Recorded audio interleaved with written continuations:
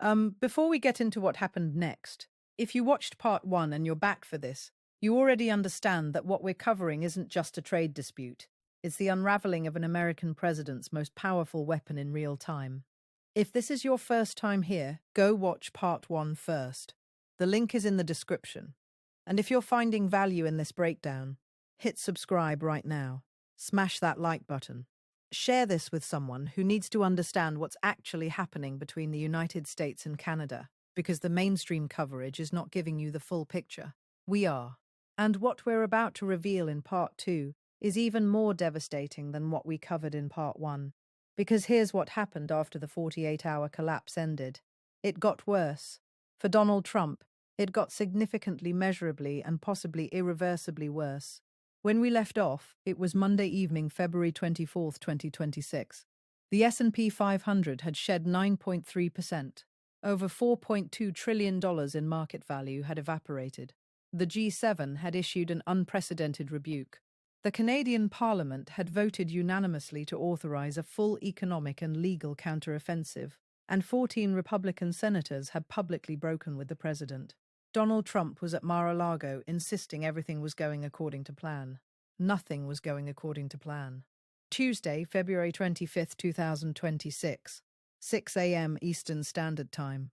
This is the morning that Trump's inner circle later described, in background conversations with journalists, as the morning the president stopped listening entirely. Overnight, 3 things had happened that should have changed the trajectory of the crisis. Any one of them, in a normal administration, would have triggered an immediate strategic reassessment.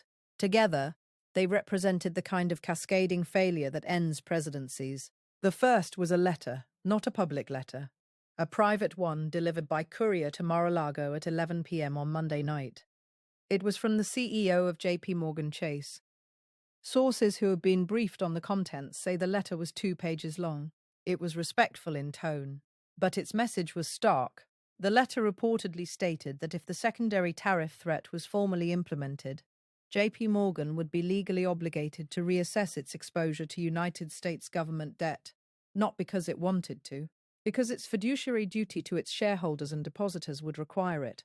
The letter explained in the precise financial language that MarkCarney himself might have used that secondary tariffs targeting allied nations would fundamentally alter the risk profile of American sovereign debt. International investors who hold approximately $7.6 trillion in U.S. Treasury securities would begin diversifying away from American bonds. This would raise borrowing costs for the federal government by an estimated 40 to 60 basis points. At current debt levels, that translated to approximately $120 billion in additional annual interest payments. The letter concluded with a single request: rescind the secondary tariff threat before markets open on Tuesday. Trump reportedly read the letter. He reportedly threw it on a table and said, quote, "Jamie Dimon doesn't tell me what to do." The second thing that happened overnight was a phone call. At 1:30 a.m., the governor of Montana called the White House chief of staff directly. Montana is not a state that typically generates emergency phone calls to the White House. It is a reliably Republican state, with a small population and a quiet political culture. But Montana has a problem that no amount of political loyalty can solve. Montana receives approximately 40% of its natural gas from Canadian pipelines.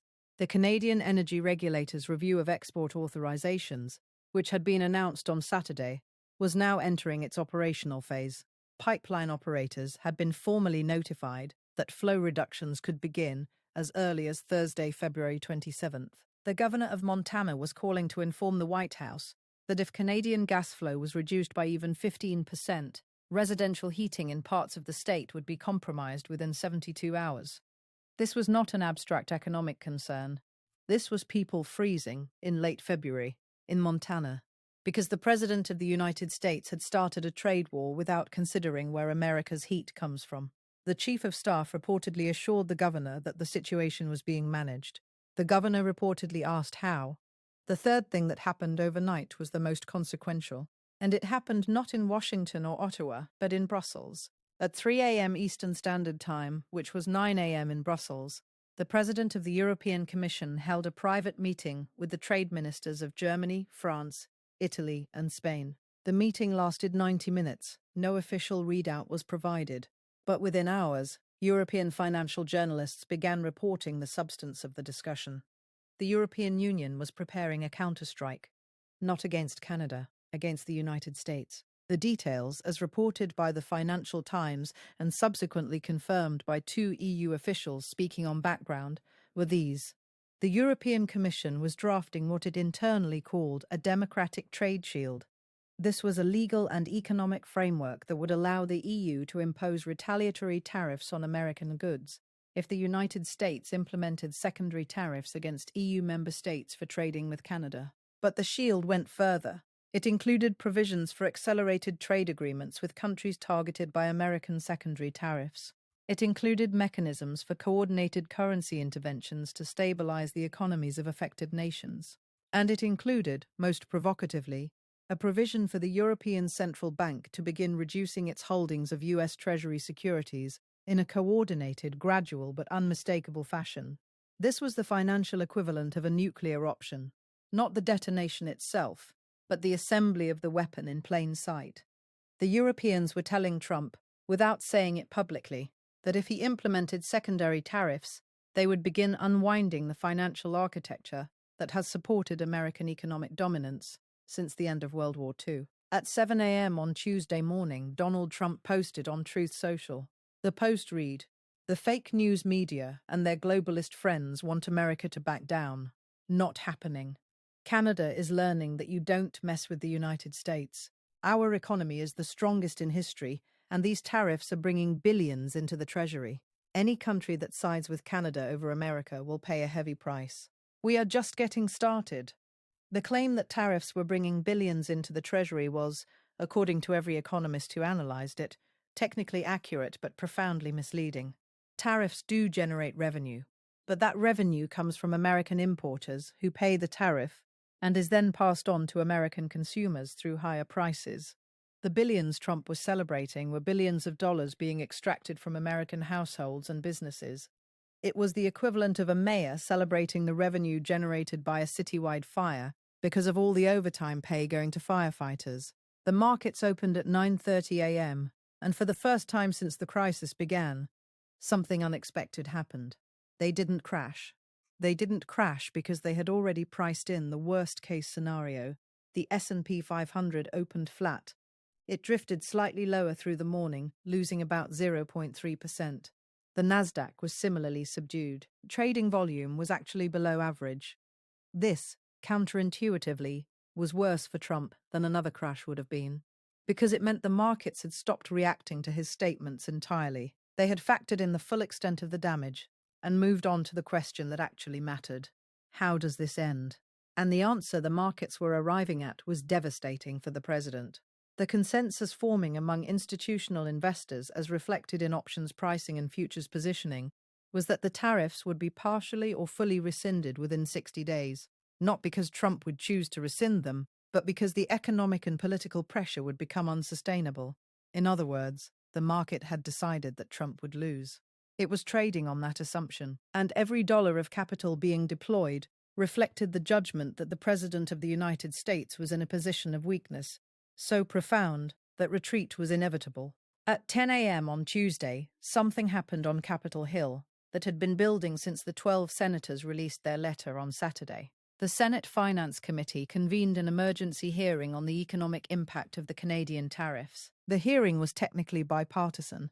In practice, it was a 4-hour evisceration of the administration's trade policy. The first witness was a former United States trade representative who had served under a previous Republican administration. He testified that the secondary tariff threat had no legal precedent, no economic justification, and no strategic logic. He said, and this is from the congressional record, "In 40 years of trade law practice, I have never seen a policy so poorly conceived, so hastily implemented, and so damaging to American interests. The secondary tariff threat is not a negotiating tactic. It is an invitation for the rest of the world to build an economic architecture that excludes the United States." The second witness was the chief economist of a major American bank.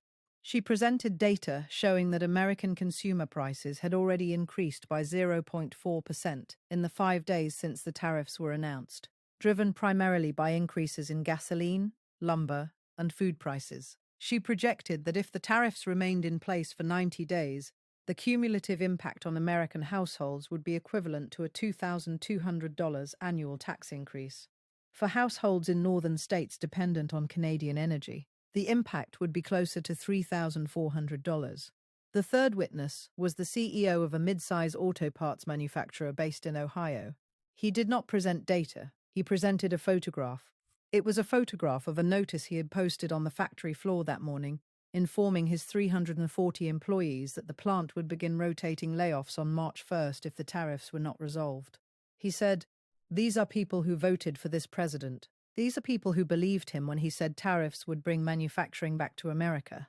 Instead, tariffs are shutting manufacturing down. My workers don't care about trade theory. They care about feeding their families. And right now, this president is making it impossible for me to keep them employed." That testimony was broadcast live on every major news network. The image of a factory owner holding up a layoff notice while explaining that Trump's tariffs were destroying the jobs Trump had promised to protect was in the assessment of multiple political strategists, the single most damaging visual of the crisis. While the Senate hearing was unfolding, MarkCarney was in Toronto. He had traveled from Ottawa specifically for this event, and the choice of location was deliberate. At 11 a.m., Carney stood in the atrium of the Toronto Stock Exchange and delivered a speech that was not addressed to Canadians. It was addressed to international investors. The speech lasted 22 minutes. Its core message was simple. Canada was open for business. Not just open, actively seeking new trading partners, new investment relationships, and new economic alliances. And Canada was offering something that the United States, under its current leadership, could not: predictability. Carney announced 3 specific initiatives. First, Canada was creating a new fast-track investment visa for international companies that relocated operations to Canada from the United States. The visa would provide expedited work permits for employees, streamlined regulatory approval for facilities, and a 5-year tax incentive package for qualifying investments. Carney called it the Stability Advantage Program. The name was not subtle. It was designed to contrast Canadian stability with American chaos. Second, Canada was establishing a $10 billion sovereign wealth fund dedicated to strategic economic diversification. The fund would invest in Canadian industries that were currently dependent on American markets, helping them develop export capacity to Europe and Asia. Carney described this as a permanent structural shift in Canada's economic strategy. The word permanent was emphasized. He was telling the world that even if Trump reversed the tariffs tomorrow, Canada was not going back to the status quo. The relationship had been permanently altered. Third, and this was the announcement that generated the most international attention, Carney revealed that Canada had received formal expressions of interest from 17 multinational corporations about relocating operations from the United States to Canada. He did not name the companies. He did not need to. The number itself was the message. 17 companies in less than a week had looked at the instability created by Trump's tariffs and concluded that Canada was a safer bet than the United States. The Toronto Stock Exchange rose 2.1% during Carney's speech. The Canadian dollar strengthened further against the US dollar, and the hashtag stability advantage began trending globally within an hour.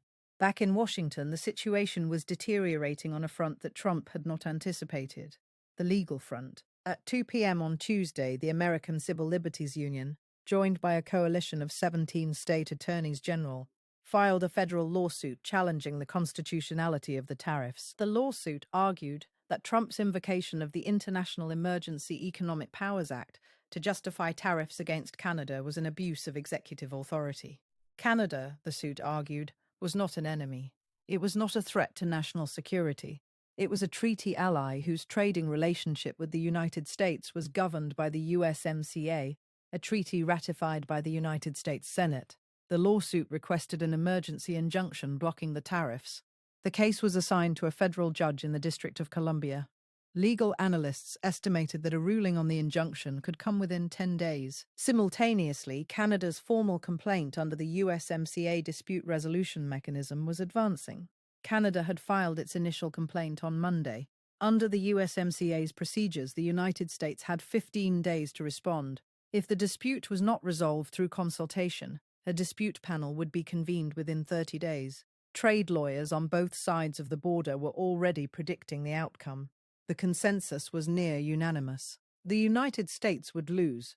The tariffs violated multiple provisions of the USMCA, including the agreement's tariff schedules, its most favored nation clauses, and its procedural requirements for tariff modifications. Trump had signed this agreement himself. He had celebrated it as one of his greatest achievements, and now it was being used to dismantle his tariff policy piece by piece. The irony was not lost on anyone. At 4 p.m. on Tuesday, the crisis entered a new phase. And this phase was not about economics or law. It was about something more fundamental. It was about credibility. The Prime Minister of Australia held a press conference in Canberra. Australia is one of America's closest allies. It is a member of the Five Eyes Intelligence Sharing Alliance. It hosts American military bases. Its soldiers have fought alongside Americans in every major conflict since World War II. The Australian Prime Minister said, "Australia values its alliance with the United States deeply, but we will not accept the principle that the United States can dictate to its allies who they may trade with. Australia will continue to trade with Canada. Australia will continue to trade with every nation that respects the rules-based international order. And if the United States attempts to punish Australia for doing so, Australia will respond proportionally and in coordination with our partners." Within the hour, the Prime Ministers of Japan and South Korea issued similar statements. Not identical, each was calibrated to their specific relationship with the United States. But the message was the same: we are your allies, we are not your subordinates. And if you try to punish us for trading with Canada, you will face consequences. By 6 p.m. on Tuesday, 5 of America's closest allies had publicly stated that they would defy the secondary tariff threat. 5 nations that host American military bases. 5 nations that share intelligence with the United States. 5 nations that have stood with America through wars and crises for decades. All of them were telling Trump the same thing: you have gone too far, and we are not afraid of you. Tuesday evening, 8 p.m. Mar-a-Lago. Sources described the scene inside the president's private quarters as tense and increasingly chaotic. Trump had spent the day watching the Senate hearing, monitoring the market reaction to Carney's Toronto speech, reading about the Australian and Japanese statements, and learning about the federal lawsuit challenging his tariffs. Each development had produced a burst of anger, followed by a period of brooding silence, followed by another burst of anger. According to 3 sources with direct knowledge of the events, Trump convened an informal meeting with his remaining senior advisors at approximately 8:30 p.m. The meeting was not on any official schedule. It took place in a dining room. There were no notes taken, no official record was created. At this meeting, according to these sources, something remarkable happened. For the first time since the crisis began, Trump asked a question that suggested he was beginning to grasp the magnitude of his miscalculation. He asked, "What does Carney actually want?" The room went quiet, because the answer to that question revealed the fundamental problem with Trump's entire approach. Carney didn't want anything specific from Trump. He wasn't trying to extract concessions. He wasn't angling for a better trade deal. He wasn't positioning for a future negotiation. Carney wanted Trump to keep doing exactly what he was doing. Every escalation by Trump strengthened Carney's domestic position. Every threatening post on Truth Social united the Canadian public behind their new Prime Minister. Every market decline validated Carney's argument that Trump's approach was economically irrational. Every allied nation that publicly defied the secondary tariff threat expanded the international coalition that Carney was building. Trump had walked into a trap. And the trap was his own personality, his inability to back down, his need to escalate, his compulsion to appear dominant in every exchange. These were the qualities that Carney's team had studied, modeled, and exploited. One advisor reportedly attempted to explain this dynamic to Trump. The advisor said, according to sources, something to the effect of, "Sir, every time you escalate, he gets stronger. The only way to take the initiative back is to change the game entirely. Stop talking about Canada. Announce a new domestic economic initiative. Shift the conversation." Trump reportedly responded, "I'm not going to let Canada win."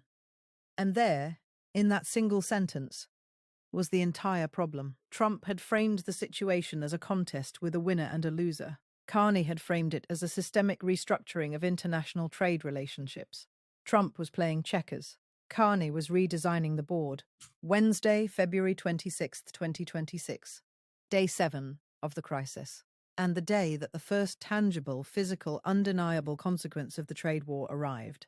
At 6 a.m., the Canadian Energy Regulator formally announced a 12% reduction in natural gas export authorizations through the major pipelines serving the northern United States. The reduction would take effect at midnight on Thursday, February 27th. The announcement was framed as a regulatory action, not a political one. The regulator cited the need to ensure adequate domestic supply for Canadian consumers during the remaining weeks of winter. It noted that reduced trade flows with the United States, resulting from the tariffs, had created uncertainty about revenue projections for Canadian energy companies, which in turn affected their ability to maintain infrastructure and guarantee supply reliability. The language was bureaucratic. The impact was seismic. Within an hour, natural gas futures spiked 18%.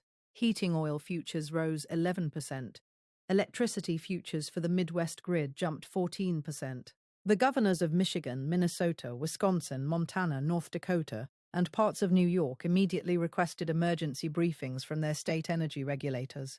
By 9 a.m., the governor of Michigan was back on camera. This time, she was not speaking in the measured tones of a politician navigating a delicate situation. She was visibly angry. She said, "The people of my state are going to feel this in their homes this week. Not next month. Not in some theoretical future. This week. When your heating bill doubles and your factory closes on the same day, you don't care about trade theory. You care about survival. And I am calling on the President of the United States to end this crisis before it causes suffering that cannot be undone." She said, "The President of the United States," and the word she used was suffering. Not inconvenience, not disruption, suffering. At 10 a.m. on Wednesday, MarkCarney held his daily briefing in Ottawa. By now, these briefings had become must-watch events for international media. Carney's calm, data-driven presentations had become the counterpoint to Trump's emotional social media outbursts. The contrast was so stark that several American news networks had begun airing Carney's briefings live, something that had never happened before with a Canadian Prime Minister's press conferences. Carney addressed the energy reduction directly. He said, "Canada has a responsibility to ensure that our own citizens have reliable access to energy. The trade disruptions initiated by the United States have created uncertainty in our energy sector. Our regulators are responding to that uncertainty in the manner they are legally required to. This is not a political decision. It is a consequence, and consequences, unlike tweets, cannot be deleted." Another line that ricocheted around the world, another phrase that editorial boards and economists and foreign policy analysts would cite for months. Carney was not just winning the policy argument, he was winning the rhetorical war. And he was doing it with the precision of a man who understood that in the modern information environment, a well-crafted sentence can be more powerful than a tariff. He then announced that Canada had formally signed a memorandum of understanding with the European Union to begin accelerated negotiations on an expanded CETA agreement. The negotiations would begin the following week. The target was a framework agreement within 60 days. He announced that Japan had offered to host trilateral trade talks between Canada, Japan, and South Korea, with the goal of establishing a new Pacific trade corridor that would reduce Canadian dependence on the American market by an estimated 15% within 3 years. And he announced one more thing, something that had not been reported, not leaked, not anticipated by any analyst. He announced that the Canadian government had received a formal invitation from the European Union to participate as an observer in the next meeting of the European Council. This was unprecedented. Canada is not a European nation. It has never participated in European Council proceedings. The invitation was a symbolic gesture of solidarity, but it carried real significance. It meant that Europe was actively pulling Canada into its economic orbit, creating new institutional linkages that would outlast any single trade dispute. Carney accepted the invitation on the spot. By Wednesday afternoon, the political situation in Washington had reached a critical mass. The Senate Finance Committee hearing from Tuesday had generated massive media coverage. The factory owner from Ohio, with his layoff notice, had become the face of the crisis. The Michigan governor's angry press conference was playing on loop. Natural gas prices were spiking, and polling numbers continued to deteriorate. At 3 p.m., the Senate Majority Leader, a Republican, requested a private meeting with the president. This was not a phone call. This was a formal request for a face-to-face meeting, delivered through official channels. The request was unusual enough to generate immediate speculation about its purpose. The meeting took place at 5 p.m. via secure video link, with Trump at Mar-a-Lago and the Majority Leader in his Capitol Hill office. The meeting lasted 40 minutes. No official readout was provided. But within an hour, 6 additional Republican senators released statements calling for the tariffs to be suspended.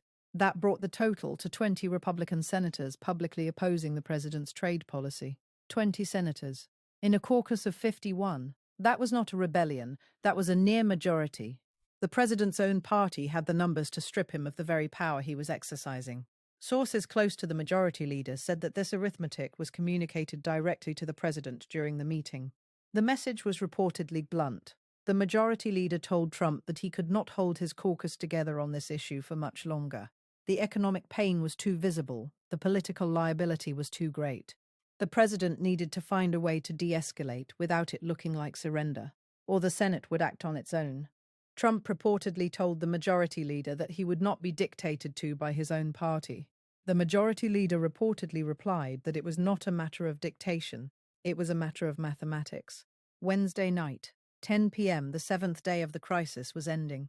And for the first time, the dynamics were shifting in a way that suggested a resolution, or at least a partial one, was possible. Not because Trump had decided to back down, but because the system around him was making it impossible to continue. The federal lawsuit challenging the tariffs was on an expedited schedule. A hearing on the emergency injunction was set for the following Monday.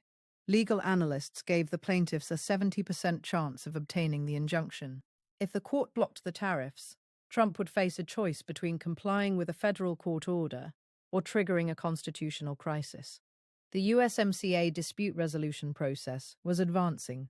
Canada's complaint had been filed. The United States had 15 days to respond. The trade lawyers were already gaming out the panel proceedings. The consensus remained that the US would lose. The Senate was mobilizing. 20 Republican senators had publicly broken with the president. Legislation to override the tariff authority was being drafted. The votes existed to pass it over a veto. American businesses were adapting, but not in the way Trump wanted. They were not bringing manufacturing back from Canada. They were accelerating plans to move operations out of the United States entirely, to countries where trade policy was more predictable. 3 major technology companies had quietly begun conversations with Canadian provinces about relocating research facilities. 2 pharmaceutical companies were exploring manufacturing sites in Ireland and Singapore. Trump's tariffs were not reshoring American industry, they were offshoring it. And every day the tariffs remained in place. More companies made decisions that would be difficult or impossible to reverse. Here is where we stand as of this recording. It is Thursday, February 27th, 2026. 1 week since Donald Trump posted a message on Truth Social that he believed would bring Canada to its knees. Canada is not on its knees. Canada is standing taller than it has in decades. Its prime minister is an international figure. Its economy is diversifying at a pace that would have seemed impossible a month ago. Its parliament is united. Its public is galvanized. Its allies are rallying to its side. The United States, by contrast, is fracturing. Its markets have lost trillions. Its businesses are warning of layoffs and closures. Its senators are in open revolt. Its allies are issuing public rebukes. Its legal system is preparing to challenge the president's authority.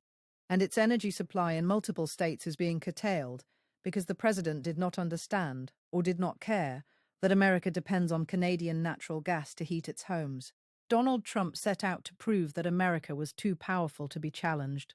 What he proved instead is that power without wisdom is self-destruction, that threats without strategy are just noise, and that in the modern global economy, the most dangerous thing a leader can do is assume that everyone else is too weak or too afraid to fight back. MarkCarney was neither weak nor afraid.